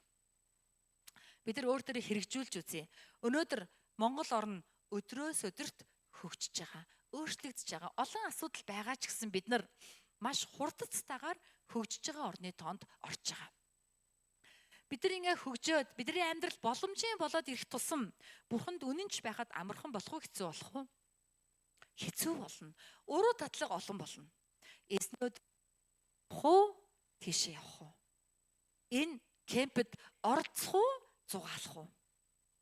Энэ баяраар, тийм ээ? Сүмийнхээ үйл ажиллагаанд оролцох уу, гадаад руу аялахаар явах уу? Бид нар ийм сонголтын өмнө дандаа үнэнч усуу гэдэг яалтчгүй дотоод мөн чанарын асуудалтай тулгардаг байхгүй, тулгардаг. Даниэл бол яг л тийм нөхцөл байсан ч тэр үнэнч байхыг шийтсэн байгаа. Амен уу? Амен. Амен уу? Би танд хэлье. Таны амьдралын орчин нөхцөл ямар ч байсан таны үнэн занг өөрчлөх ёсгүй шүү. Амен уу? Хүн байна уу? Сэрээрээ хүн байна уу? Амен. Амен. Таны амьдралын орчин нөхцөл таны үнэн занг өөрчлөх ёсгүй маа. Амен уу? Үнэхээр Даниэл ба түүний нөхд нь Вавилоны хаанд үйлчлэх болсон ч энэ нь тэдний хувьд итгэлээ алдах шалтгаан нь болоогүй маа. Итгэлээ алдах шалтгаан болоогүй маа. Амен. Тийм учраас бид нар хэдий гадна талаасаа янз бүрийн амьдралын дарамттай, уруу татлахтай байсан ч гэсэн дотооддоо Бурхандаа үнэнч үлдэх нь бидний тэмцэл юм аа. Амен уу? Амен. Амьдрал чи янз бүр болно. Уруу татлахууд ирнэ, мөнгө, санхүү, боломж, амбиц, нэр төр янз бүрийн уруу татлахууд ирсэн ч гэсэн Бурхан минь цаг үргэлж Бурхандаа үнэнч байхын төлөө үргэлж зүтгэдэг, тэмцдэг байх нь бидний итгэл юм аа. Амен уу? Хоёрдугаарт нь тийм ээ бидний үнэн сан ямар үед тийм ээ одоо тодордог юм бэ? Энэ дэлхийн ертөнцийн дунд би бол Бурханы төлөөлөгч юм а гэдгээ мартахгүй байх үед бидний үнэн сан илэрдэг. Бурхан энэ дэлхийн ертөнцид надаар дамжин харагдмаар байгаа. Тийм ээ? Бид нар ингээ Ингэрийн тэмдэг зүүдэг штэ. Манай пастор ахлагчдын холбоо тэмдэгтэй болсон. Монгол гэрийн дээр загалмаатай, доор нь импах гэж бичсэн дэлгэмэл Библиэд юм тэмдэг байгаа. Тэгээ энэ тэмдэгээ зүүхээрээ бид нар их одоо нэг юм баярлдаг. Би бол Монголын чуулганы пастор байна. Би бол Монголын чуулганыг эзний өмнө хариуцсан хүн байна гэж ингэж зүүдэг. Би дандаа мартчихна. Манайхан дандаа зүүдэг. Би дандаа мартчихдаг. Би мартсан ч гэсэн миний дотор тийм бодол угаасаа байгаа. Тэмдэгтэй тэмдэггүй. Би бол хариуцлагатай зогсох ёстой хүн. Би юу ч болсон зогсон, хэн ч юу ч хэлсэн би энэ байр сууринаасаа бууж өгөхгүй гэдэг бат итгэл надад байгаа. Тэгтээ мэдээж тэмдэгэ зүжүүл бүрэл сайн. Тэгэхээр бид нар бол яг тийм тэмдэг гэсэн үг байхгүй? Энэ ертөнцийн дунд би бол Бурхны төлөөлөгч. Бурхан надаар дамжин харагдана. Надаар дамжин илрэн гэдэг төлөөлөгч гэдгээ мартах ёсгүй. Амен. Энд бидний үнэнч зан хэрэгтэй. Энэ бол үнэнч зангийн илрэл гэсэн үг. Сургууль дээрээ, ажлын газар дээрээ, гэр бүл дундаа, найз нөхөд дундаа, тийм ээ? Хамт олон дундаа ямар нэг юм болоход үргэлж бид нар юуг санах вэ? Би бол Бурхны төлөөлөгч шүү гэдгээ санах хэрэгтэй юм аа. Тэнд үнэнч зан байгаа. Өнөөдрийн Даниэл номны 5-7 дээр ингэж хэлсэн байгаа. Хаан тэдэнд амттан шимтднээсээ болон уудаг дарснаас өдөр бүр хувь хүртээн 3 жил сурахаар тогтоосон ажээ. Хугацаа дуусахад тэд хааны хувийн үйлчлэлд орох байлаа. Тэдний дунд Юдагийн хөвгүүдээс Даниэл, Хананиа, Мишаал, Азари нар байв. Тайгнуудын ахлагч тэдэнд шин нэр өгөв. Тэрээр Даниэлийг Белтешазар, Хананиаг Шадрах, Мишаэлийг Мишах, Азариаг Абеднего гэж нэрлэв. За эндээс харах юм бол Вавилон хаан Небухадназарын төрийн бодлого гарч ирж байгаа. Тэрээр ямар бодлоготой байсан бэхээр эдгээр залуучууд бол оюун ухааны хувьд хурц ой тогтоолт сайтай чадварлаг залуус байна. Эднэртээ би 3 жил хамтдаа нэг ширээнээс хооллож 3 жил өөрсдийнхээ хэл соёлыг заахад надад үнэнч хүмүүс болно гэж тэр ботсон байгаа. Тэгээд өөртөө үнэнч одоо шилдэг айрам, шилдэг одоо үйлчлэлийн багийг бүрдүүлэхийн тулд тэрээр энэ бодлогыг хэрэгжүүлсэн байгаа байхгүй юу? Энэ дээрээс харах юм бол онцгой үг анхаарал татж байгаа. Тайгнуудын ахлагч Ашпеназ. Тайгнуудын ахлагч тэднийг харгалж ирсэн гэдэг нь үнэн дээр тэд хэн болсон гэсэн үг вэ? Тайган болсон гэсэн үг. Тайган. Өөрөөр хэлэх юм бол эртний цаг үеийн одоо хаанд засаглалын үед хааны ордонд хаанаас өөр эрхэн байх ёсгүй. Цэргүүд нь тусдаа ордноос гадна амьдардаг. Ордон дотор ирчүүд нь тайган болох ёстой. Ноёд төшөмдүүд мэдээж ордноос ирж очино, ажилдаа ирж очино. Тийм ээ? Ордон дотор хаантай цуг амьдардаг бүх ирчүүд тайган. Ордонд байгаа бүх эмэгтэйчүүд хааны л эмэгтэй. Хаан л ганцаараа эрхэн. Инээдтэй юм шиг тийм одоо систем байдаг гэсэн байгаа байхгүй. Тийм учраас тайгнуудын ахлагч тэднийг сургаж, тайгнуудын ахлагч тэднийг тийм ээ одоо дасгалжуулж ирсэн гэдэг нь тэд тайган болсон гэсэн үг. Тайган болно гэдэг нь яг юу юм бэ гэдгийг бид нар бол үнэндээ сайн ойлгож чадахгүй. Яг л бидний дунд тайган алга. Тэгтээ бодоод үзэхэд эр хүний хувьд тийм ээ хамгийн том бахархал өсөж үржих оршин тогтнох үндэс болсон тэр зүйлийг устгаж хайна гэдэг бол асар том сэтгэлгээний өөрчлөлтийг авчирна гэсэн үг. Нэг ёсны тэд өгч байгаатай адилхан. Тэгээ зогсохгүй нэрийг нь сольсон. Тэдний нэрийг харах юм бол Даниэл, Хананиа, тийм ээ? Тэгээд өшөөх юм блэ? Даниэл, Мишаэл, Азария. Эл ба яагаар төгссөн нэрүүд нь дандаа Йохова Бурхны нэр орсон нэрүүд гэсэн үг. Жишээлх юм бол Даниэл гэдэг нь Бурхан бол шүүгч. Эл гэдэг бол Бурхан, Яа гэдэг бол Яхова, Йохова, Яве, Йохова гэсэн утгатай үг байхгүй юу? Дандаа Бурхныг алдаршуулсан нэртэй залуучууд байсан. Хүний нэр гэдэг бол хүний оюун санааг цаагуурн барьж байгуулж яадаг хүчтэй тийм одоо үг байдаг. Бид нар тэр нэрээр ингээ биднийг дуудаад байхаар дандаа хамгийн сонсдог зүйл миний нэр байгаа шүү дээ. Тэр нэр намайг тодорхойлдог, намайг одоо бий болгодог гэсэн үг. Миний нэр бол инх жаргал. Инх жаргал. Тэгээ би боддог би өрний инхийг баримтлагч байхгүй. хэрүүлэх дургу, баргийн юм тесрэхгүй, аль болох тесдэг, твчдэг те. Хүмүүс хэрэлдэжээвэл инх тавинд тогтоох гэж оролддог. Тэгж явж байгаа заримдаа амьтганд доромжлуулсан ч гэсэн ерөөсөө уур хүрдэггүй. Тэнийг юм шиг заримдаа би боддоггүй. Би яагаад тэрүүд уурлаагүй юм болоо? Намайг тэгж хэлсэн ш, тэгж хэлээд тахтаач яах вэ? Тэр чи одоо өстө уур хүмэр үгшдэг те. Миний уур ерөөсөө хүрээгүй тэр үед. Инээдтэй санагдаад би эвлэрүүлэх гэж зүтгээд байсан. Гэт заримдаа өөрийгөө хатдаг. Би тесэрч уурлах нь ховор байдаг. Нэг тесэрч уурлах юм бол хүнээ алдна, аймаар юм болно. Би өөрөөсөө ч эргэ айдаг яана юу болваа. Тэгэхээр их чаргал гэдэг би инх учраас л ийм байгаа юм байна гэж заримдаа боддог байхгүй. Тэгэхээр бидний нэр яадаг байх нь вэ? Бид нар тэр нэрээр дуудуулаад ахаар цаагаараа тэр нэрний маань утга бидний оюун санаа ухамсар дотор бидрийг байгуулж идэг. Бид нар яг тийм нэр шигэ байдаг гэсэн үг. Израильчуудын эдгээр нэрүүд нь дандаа бурхантай холбоотой учраас энэ хүмүүс яах нь вэ? Бурхантай үнэнч бурхантай мөргөж бурхныгаа алдаршуулж бурхантай холбоотой амьдрал байсныг нь бүгднгийн өөрчлөө дандаа Вавилоны нэр өгсөн. Вавилоны нэрүүд нь Белташазар, за Шадрах, тэгээ Мишах, Абедnego. Эдгээр өгөөдөн бүгдээрээ Баал, Ашера, Мордах бурхны нэр. Жишээлх юм бол Белташазар гэдэг нэр нь юу гэсэн үг вэ? Бэл түүнийг урт наслуулаг. Бэл буюу Баал. Баал түүнийг урт наслуулаг гэсэн утгатай үг байхгүй. Ингээд нэрийг өөрчлөлөө гэдэг нь тэдгээр залуучуудын дотор оюун санааны хуваагдал бий болгож байгаа гэсэн үг. Энэ юм болов, энэ юм болов. Би уг нь ингэж бодож байсан чинь одоо өөр болцсон ч юм шиг. Ийм оюун санааны хуваагдал үүсэх ийм одоо бодлогыг Небухаднецар баримталсан байна. Өнгөрсөн 5 дахь өдөр манай Импахын хурал болсон. Импахын хурлаар Импахын холбооны гишүүн болохыг хүсэж байгаа. Эсвэл пасторын тослогоо авж байгаа пасторууд ярилцлаганд ордог. Тэгээ нэг пастор ярилцлаганд орсон. Тэр хүн болохоор нөгөө гишүүн болохыг хүсэж байгаа холбооны гишүүн. Тэгээ тэр хүн юу гэж хэлсэн гэхээр одоо нөгөө бүсээс нь томилж байгаа юм байна дахиад шинээр. Би ч одоо бүр 90 онд л намайг пастор гэлээсэн. Би пастор болоо л гэж бодсон чинь үгүй байсан юм хаашаа. Дараа нь бас дахиад та одоо пастор шүүл гэсэн.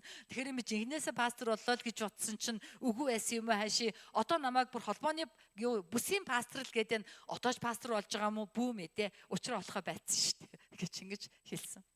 Тэрэн шиг бидрийг тийм ээ хүмүүс юу гэж дуудаж байгаа вэ гэдгээс бид нар заримдаа оршин байх төөрөгдөлд ордог. Би хинээр оршин амьдрах ёстой гэдгээ мэдхээ болдог. Энэ бол оюун санааны асар том дайралт гэсэн үг. Тэгэхээр Небухаднецар энэ залуучуудыг тийм байдалд оруулсан. Одоо бол та нар Йоховагийн хүмүүс бишээ, Баалын хүн болсон. Манай Мордох бурхны тийм ээ одоо боолууд болсон шүү гэдэг ийм одоо санааг нэрээр нь дамжуулан тэдэрт хэлж өгч байгаа. Өөрөөр хэлбэл тэдрийг тайган болгосон, нэрийг нь өөрчилсөн гэвэл тэдний хуучин оршихуй байхгүй болсон гэсэн үг. Хуучин амьдрал нь алга болсон гэдэг нь тэд яасан гэсэн үг үү? Үхсэн гэсэн үг байхгүй. Тэд үхсэн гэсэн үг.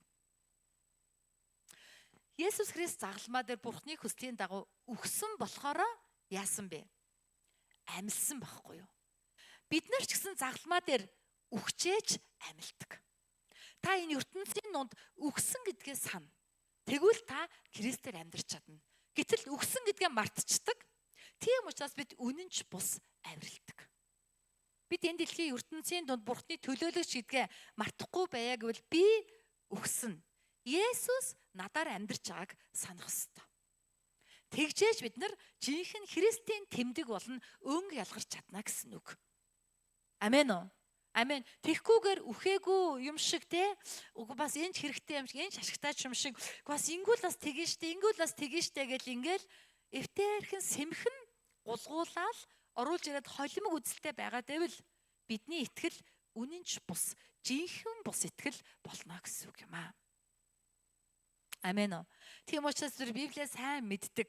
Тэгээд тэр Библийн зарчимтай туйлын нийцэж амьдардаг би өгчгсөн Христ 100% өнөөдөр байгаа гэдэг санаагаар энэ дэлхийн ертөнцийн дунд ялгарч Бурхны тэмдэг мэт амьдрал бид үнэнч байна гэсэн үг. Амен уу? Даниэл ба түүний 3 найз нь тайган болоход л өгсөн. Нэрээ солиулахдаа л өгсөн. Тийм учраас тэдэнд өөр алдах юм байгаагүй. Тэд аль хэдийн өгцөн болохоор тайгнуудын ахлагч зоригтойо хэлсэн. өөрийнхөө зорилгыг.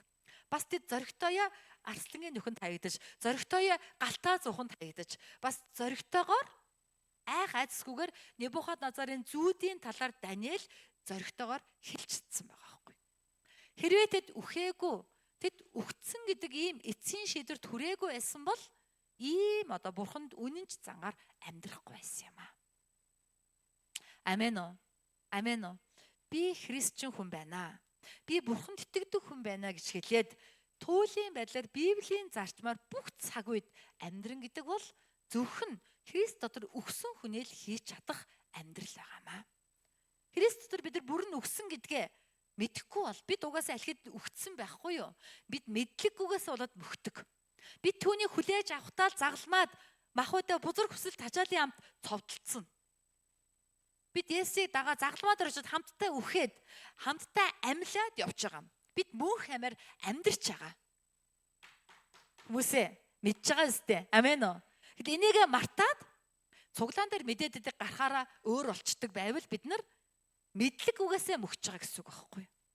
Бид нар өгсөн гэдгээ мэдээд тэгээд альва нөхцөл байдал би угаас өгцсөн юм чинь надад алдах юм юу байна? Би аль хэдийн өөрийгөө алдсан. Христ минийх би Христийнх болцсон юм чинь гээд энэ шийдвэр дээр би зогсож чадвал бид Бурхны гайхамшигыг амсна. Амен уу? Амен уу? Гурван хүн эс энийг шаарддаг. Өөрөөр хэлэх юм бол гурван хүн эс дотор байгаа гурван хүн нь туйлын үнэнч байх тангараг биеиндээ тавина. Энэ гурван хүн нь зүрх сэтгэлийн дотор байгаа хамгийн хэцүү хэндэж гаргаж чадахгүй залбирлын сэдвүүдэд хуваалцсан. Тэгээ гуруулаа залбираад энэ хүний амьдралд асуудал шийдэгдвэл тэр асуудлыг энэ гурван хүн л мэднэ. Тийм учраас гурван хүн эс дотор эдгэрэл байдаг, өсөлт байдаг байхгүй. Зүгээр нэг тийм ээ өнгөцгөн нэг минь тус төдий зүгээр нэг одоо нэр төдий эс биш. Жинхэнэ эс. Жинхэнэ үннээс хуваалцах, юунийг задруулахгүй байх ийм одоо үнэнч эс байхгүй юу? Амен уу? Манайхан амен уу? Амен. Бид Христийн дотор өгсөн гэдгээ мартахгүй мэдэх хэрэгтэй байна. Өгцөн хүнд айх зүйл юу байна? Өгцөн хүнд ичих зүйл юу байна? Өгцөн хүнд нуух юм юу байна? Бид өгчих юм бол үцгнээрээ моорогт очин үцгнээрээ хэвтэн юугаач нууж чадахгүй ш. Нуучгээд нууж чадахгүй. Тийм учраас бид улаад гурван хүн дотор улаад сурна. Нүглээ улаад сурна. Ямар алдаа гаргаснаа улаад сурна. Тэглээгээ тэрийг нь хов болгож ярихгүй гурав дотроо саниулт сурна. Амен. Энэ бол гэрээний харилцаа гэсэн үг. Энэ бол гурван хэсгийн онцлог. Тэгээд салаад явхад мартна. Тамнэ. Бүгдээрээ нэг жоохон өөр болцгоё. Амен уу? Амен уу? Элдэв шалдуу ховжив хэрэг тэргүй юм ярихаа болцгоё. Амен. Амен. Тийм учраас үнэхээр Даниэл түүний гурван найз өгцсөн байсан учраас тэд үнэхээр зоригтой байсан байхгүй, шулуутсан байсан. Тийм учраас тэд туйлын байдлаар бурхандаа үнэнч байж чадсан юм аа. Заримдаа ертөнц хүмүүс биднийг өөрчлөх гэж оролддог. Бидэрт янз бүрийн байдлаар нөлөөлөх гэж оролддог. Бидрийг тэг сэнгисгээ зөгцөөд амьдр гэж ятгадаг. Наадах чинь тууширч ийнэ гэж биднийг мунхруулах гэж оролддог. Уран цэцэн үгээр үнэн зөв юм шиг ухаанаар биднийг ятгах биднийг тийм ээ итгэлээс ухруулахыг хүсдэг юм аа. Тэр үед бид нар би бурхны тэмдэг ялгарх ёстой би өгчихсэн гэдгээ санаарай. Тэр бол бурханд үнэнч байх итгэл юм шүү. Амен уу. Хамгийн сүүлд нь үнэнч зан хаанаас эхэлт юм бэ? Үнэнч зан шийдвэрээс эхэлдэг. Дагаад хэлье. Үнэнч зан шийдвэрээс эхэлдэг. Ямар шийдвэр гаргах вэ? Бурхан таалагдах зүйлсийг сонгох шийдвэр гаргахад үнэнч зан эхэлдэг байна. Бид нар 8 дугаар эшлэгийг харах юм бол ингэж байгаа. Тийм ээ? Харин хааны идэ тэргүүтэн түүний уудаг дарсан сувь хүртэн бие бохирлохгүй гэж Даниэл сэтгэлдээ бат шийджээ. Тиймээс тэрээр өөрийгөө бохирлохгүй байх талаар тайгнуудын ахлагчаас гуйв. Шийдвэр гаргаад үйлдэл хийсэн байна. Энэ бол үнэнч зангийн илрэл юм аа. Амен уу. Тухайн үеийн хааны идэ ундаа бүгдээрээ тухайн одоо Вавилоны бурханд шүтээнд өргөгдсөн хоол байдаг. Бас тэдний дунд Израильчуудын идэх ёсгүй бурхны бузар гэж хэлсэн хоол хүнс байсан. Тийм учраас Даниэл бодохдоо энэ хот хүнсийг идвэл би Бурхны өмнө үнэн ч ус болох юм байна. Би бузар болох юм байна гэж бодоод би энэ хоолноос идэхгүй байя гэж тайгны ахлагчтай ярьсан баг. Тэгээ бид нар зүгээр өвс ногоо усаар хооллоо. 10 хоног туршаад үз. Тэгээ бидний царай ямар явах нь хараараа. 10 хоног өгсөн чинь бусад хааны амттан идсэн залуучуудаас илүү эрүүл чирэг гэлтгансан гой цагаан эрүүл царайтай байсан. Тийм учраас үргэлжлүүлэн ногоо ус тэдэрт өгсөөр л байсан гэж байна. Бурхан түүний шийдвэрийг ерөөсөн, түүний үнэн цаг ерөөс учраас түүний царай зүсийг хинээс ч илүү эрүүл чирэг болгосон гэсэн үг юм. Амен уу? Амен. Тийм учраас ийм шийдвэр бидний амьдралд байх ёстой юм аа. Есүс загалмайг төвчж шийдвэр гаргана. Бурхны хүслийг дагсан шиг бид ч гэсэн амьдралын шийдвэрлэх нөхцөлд Бурхандаа үнэн шийдвэрийг гаргаж сурах нь бидний үнэн зангийн илрэл юм аа.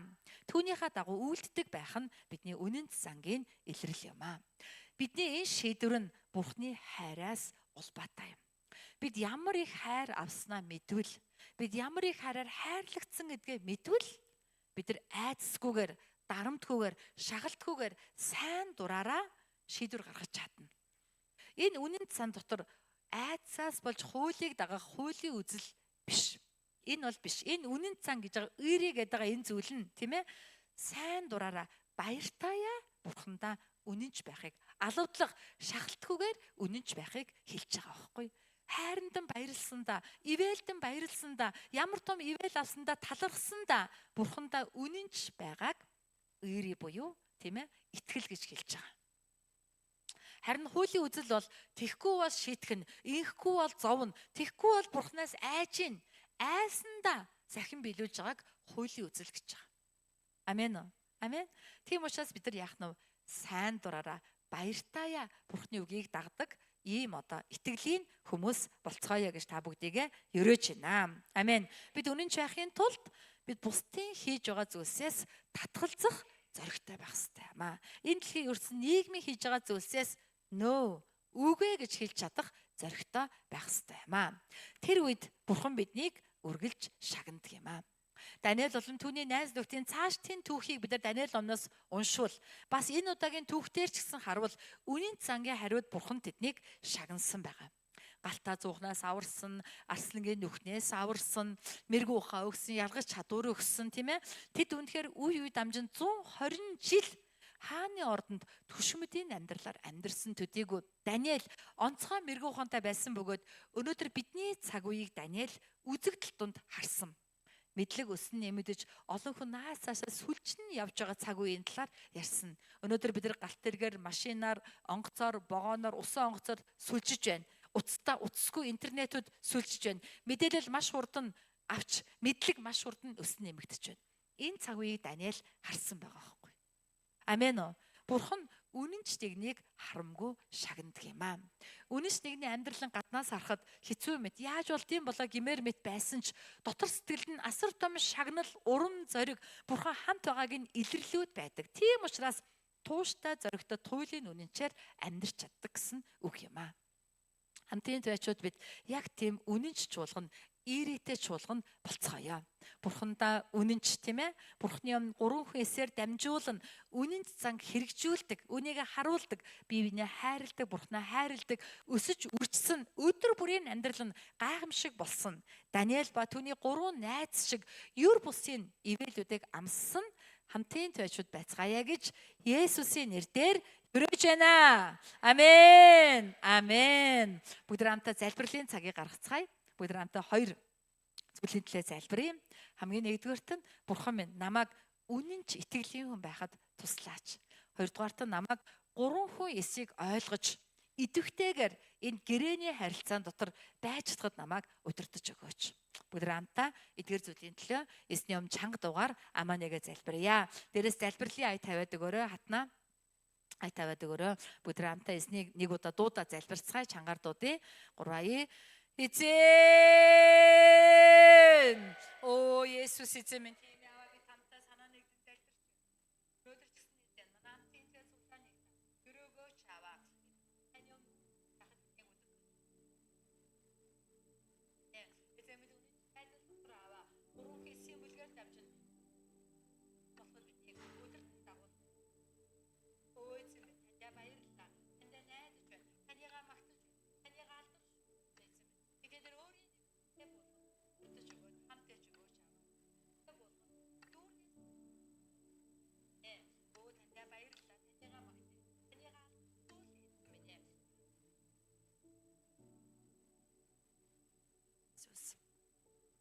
Халелуя, их эзэн минь таньда баярлалаа.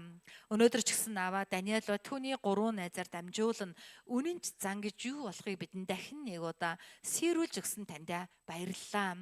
Эзэн танаас гуйж байна. Хамтын туяачуд биднийг үнэнч хүмүүс болгож өгөөч. Эзэн бурхандаа туйлын үнэнч итгэлийн чуулган болгон биднийг босгон байгуулаач.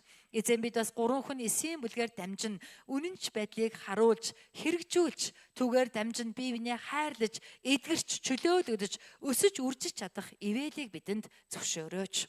Өнөөдөр 11 цагийн мөргөл өргөсөн үгийгтэн сонсож амен хэмээн хариулж байгаа хүн бүрийн дээр таны ерөөл ивэл нэгүсэл хүч чадал гайхамшиг байх болтугай.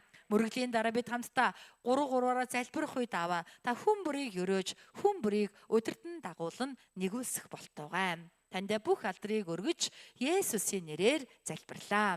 Амен. Амен. Эзэн алдрыг өргөё.